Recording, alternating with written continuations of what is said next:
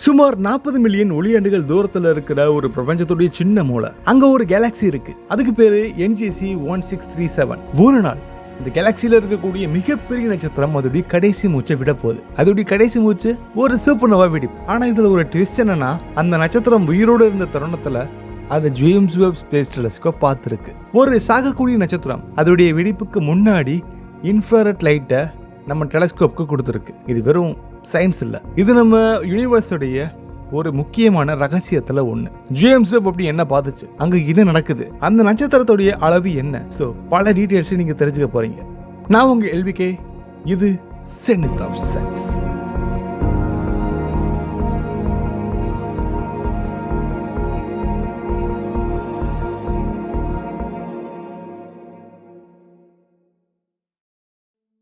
NGC 1637 இது ஒரு spiral Galaxy. அதாவது நம்ம மில்கிவே கேலக்சி மாதிரியே அதே வடிவம் இருக்கக்கூடிய கேலக்சி. இதை நம்ம பார்க்கணும்னா கிட்டத்தட்ட 38 மில்லியன் ஒளியாண்டுகள் பயணம் பண்ணணும் ஏரிடான்ஸ் அப்படின்ற ஒரு கான்ஸ்டலேஷன் நோக்கி. அப்ப நம்ம அந்த வேகத்துல போனோம்னா அடுத்த 3 கோடி ஆண்டுகள்ல அந்த கேலக்சியை நம்மளால பார்க்க முடியும். ஸோ தட் மீன்ஸ் அங்கிருந்து வரக்கூடிய ஒளி நம்ம பூமியை வந்து அடையிறதுக்கு 3 கோடி ஆண்டுகளுக்கு மேலே எடுத்துக்கலாம். இதுல பல நட்சத்திரங்கள் இருக்கு, எல்லாமே ரொம்ப பெருசாவே இருக்கு. இதுல ஹைட்ரோஜன் கிளவுட்ஸ் இருக்கு, நெபுலாஸ் இருக்கு, எல்லாமே ரொம்ப அதிகமா இருக்கிறனால இதை நம்ம சாப் RSC அப்படின்ற ஒரு வகையில நம்ம கொண்டு வரலாம். அதாவது சாப் அப்படின்னா வீக் பார், RS அப்படின்னா ரிங் ஸ்ட்ரக்சர், C அப்படின்னா அதோடைய ஸ்பைரல் ஆர்ம்ஸ் கொஞ்சம் கொஞ்சமா லாஸ் ஆகிக்கிட்டே இருக்கு. சொல்லப்போனா இது ஒரு ஓப்பன் டைனமிக் கேலக்சி. இதுலதான் ஒரு நாள் நம்ம ஒரு மிகப்பெரிய ரெட் சூப்பர் ஜெயின்ட் ஸ்டாரை பார்த்தோம். அதோடைய மாஸ் பர்னிங் முடிச்சு எக்ஸ்ப்ளோர் ஆயிருக்கு. ஒரு நட்சத்திரம் 8 மடங்கு சூரியனை காட்டிலும் அதோடைய மாஸை வச்சிருந்து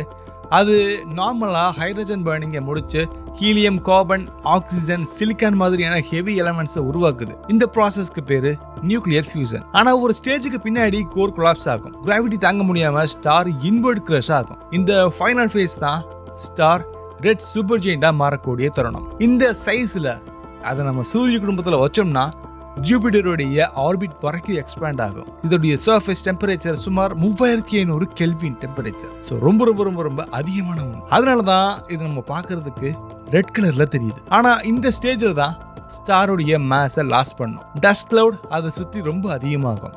அந்த டஸ்ட் தான் அந்த ஸ்டாரை நம்ம ஆப்டிக்கல் டெலஸ்கோப்ல ஆல்மோஸ்ட் மறைக்குது. நம்ம ஹபிள் ஸ்பேஸ் டெலஸ்கோப் விசிபிள் லைட்டை பார்த்தா அந்த ஸ்டாரை பத்தி நம்ம ஸ்டடி பண்றதுக்கான ஒரு முக்கியமான காரணமா இருக்கு. ஆனா JWST அதை பார்த்தது இன்ஃப்ராரெட் லைட் மூலியமா. இன்ஃப்ராரெட் வேவ் லென்த்ல டஸ்ட் கிளவுட தாண்டியுமே நம்மளால பார்க்க முடியும். இதனாலதான் JWSTக்கு ஒரு கோல்டன் ஆப்பர்ச்சுனிட்டியே கிடைச்சிருக்கு. ஸோ கேலக்சியுடைய core part, hidden stars, even நம்ம டையிங் ஸ்டார்ஸ் வரைக்குமே நம்மளால டிடெக்ட் பண்ண முடியுது. இதனாலதான் NGC 1637ல ஒரு புதிய பொருளை JWST கேப்சர் பண்ணிருக்கு. ஒரு ரெட் சூப்பர் ஜெயின்ட் ஸ்டார் எக்ஸ்ப்ளோஷனுக்கு முன்னாடி ரொம்ப ரொம்ப திக்கான கார்பன் டஸ்ட்டை அதை சுத்தி வச்சிருக்கு. 2025 ஜூன் 29 ASES சர்வே மூலியமா அந்த எக்ஸ்ப்ளோஷனை டிடெக்ட் பண்ணோம். அது டைப் 2 சூப்பர்னோவா அப்படின்ற ஒரு வகைக்கு கொண்டு வந்துச்சு. அதாவது ஹைட்ரோஜன் லைன் பிராடா தெரியுது. இதுலதான் ஹைட்ரோஜன் இன்னும் பிரசன்ஸா இருக்கு அப்படின்றதுக்கான ஒரு ஆதாரம். அதனால இதோடைய கோர் கொலாப்ஸ் ஆகிற டைப்ல அந்த வகையில நம்ம கொண்டு வந்திருக்கோம். ஆனா அதுக்கு முன்னாடி JWST எடுத்த இமேஜ்ல அந்த சேம் ரீஜியன்ல ஒரு ஃபைண்ட் இன்ஃப்ராரெட் சோர்ஸ் ஒன்று இருந்துச்சு. இதுலதான் அந்த டையிங் ஸ்டார் இருக்குது அப்படின்றத நம்ம கண்டுபிடிச்சிருக்கோம். இது ஒரு ஹிஸ்டாரிக்கல் மூமெண்ட். சூப்பர்னோவா ப்ரோஜெனரேட்டர், அதாவது அந்த எக்ஸ்ப்ளோஷனுக்கு முன்னாடி இருந்த நட்சத்திரம் JWST மூலியமா முதல் முறையா இன்ஃப்ராரெட் லைட் மூலியமா கன்ஃபார்ம் பண்ணப்பட்டுச்சு. அந்த நட்சத்திரத்துடைய லுமினசிட்டி கிட்டத்தட்ட ரொம்ப ரொம்ப அதிகமா இருந்திருக்கு. 5.0 அப்படின்னு நம்ம சொல்லலாம். அதாவது சூரியனை காட்டிலும் 1,00,000 மடங்கு ரொம்ப ரொம்ப பிரகாசமா இருக்கும். ஆனா அதோடைய சுத்தி இருக்கக்கூடிய டஸ்ட் எக்ஸ்டென்ஷனால அதோடைய விசிபிள் ரொம்ப ரொம்ப கம்மியா இருக்கு. எவ்வளோனா நாமளா பார்க்கறத விட 100 மடங்கு ரொம்ப ரொம்ப கம்மியா இருக்கு. அந்த டஸ்டுடைய காம்போசிஷன் கார்பன் ரொம்ப அதிகமா இருக்கிறனாலையும் சிலிக்கேட் ரொம்ப அதிகமா இருக்கிறனாலையும் இது ஜேம்ஸ் வெப் பார்க்கறதுக்கான ஒரு தெளிவான ஒரு இடமா இருந்திருக்கு. விஞ்ஞானிகள் பல வருடமா ஒரு ப்ராப்ளத்தை பத்தி யோசிச்சுட்டே இருந்திருக்காங்க.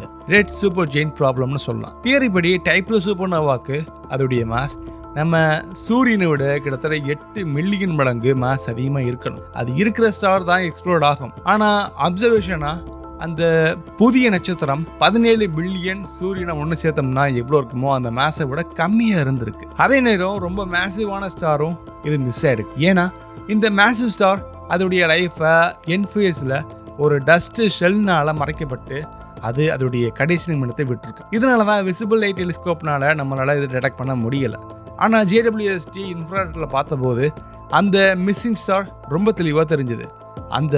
இதனால பல டிகேட்ஸாக நமக்கு அன்சால்வ்டு ப்ராப்ளமாக இருந்தது. இன்னும் நமக்கு அது மிஸ்ட்ரி இல்லை அப்படிங்கிறது நமக்கு தெரிஞ்சு போச்சு. இப்போ இதுல இருந்து நம்ம சில விஷயங்களை நம்ம கற்றுக்குறோம். அதாவது dust physics, carbon based dust formation எப்படி நடக்குதுன்றதை நம்ம இது மூலியமாக கற்றுக்கிற முடியும். அடுத்ததான் ஒரு சூப்பர் ஸ்டார் அது சூப்பர் நோவாவை வெடிக்கும் போது அதுக்கு முன்னாடி அதை சுற்றி எவ்வளோ மாஸ் விட்டுட்டு போகுது அப்படிங்கிறத நம்ம தெரிஞ்சுப்போம். அதாவது ஸ்டெல்லர் மாஸ் லாஸ் ரேட்னு சொல்லலாம். அடுத்ததா இன்ஃப்ராரெட் அப்சர்வேஷன் மூலியமா விசிபிள் ரேஞ்சில் மிஸ்ஸிங்கான டேட்டாஸ் இன்ஃப்ராரெட்டில் ரெக்கவர் ஆகுது. ஸோ நம்ம அழியக்கூடிய நட்சத்திரத்துக்கு முன்னாடி அதோடைய எல்லா ஃபீச்சர்ஸும் நம்ம JWST ப்ரோக்ராம்ஸ் மூலியமாக இப்போ இந்த மாதிரியான ஒரு டோமட் ஸ்டார் ஒன்று நம்ம ட்ராக் பண்ணியிருக்கோம் அப்படிங்கிறத நம்ம ஒரு பேஸ்லைனாக வச்சுக்கலாம். சூப்பர்னோவா மாடல் வேலிடேஷன் நம்ம சொல்லுவோம். அதாவது explosion energy, light curve shape, dust interaction எல்லாமே வெரிஃபை பண்ண இது ஒரு ஹெல்ப்பாக இருக்கும். ஸோ பல விஷயங்கள் இது மூலியமாக நமக்கு தெரிய வந்திருக்கு. அதனால் ஒரு நட்சத்திரம் சாகும்போது அது அமைதியாக இல்லை, அது பிரபஞ்சத்துக்கு ஒரு புதிய விதையை கொடுக்குது.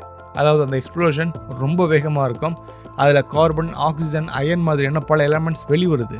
இதுக்கு பின்னாடி அது பிளானட்ஸாவோ இது ஒரு நட்சத்திரத்தை உருவாக்கக்கூடிய ஒரு முக்கியமான ஒரு நர்சரியாவோ அது இருக்கலாம். JWST பார்த்த அந்த NGC 1637 கேலக்சியில் நடந்த SN 2025 PHD இது ஒரு ஸ்டாரோடைய மரணம் மட்டும் இல்லை, இது ஒரு சயின்டிஃபிக் ரீபர்த். ஒவ்வொரு இன்ஃப்ராரெட் ஃபோட்டானும் அது சொல்லக்கூடிய முக்கியமான விஷயம், மறைஞ்சிருக்கிற உண்மை இப்போ வெளிச்சத்துக்கு வந்திருக்கு.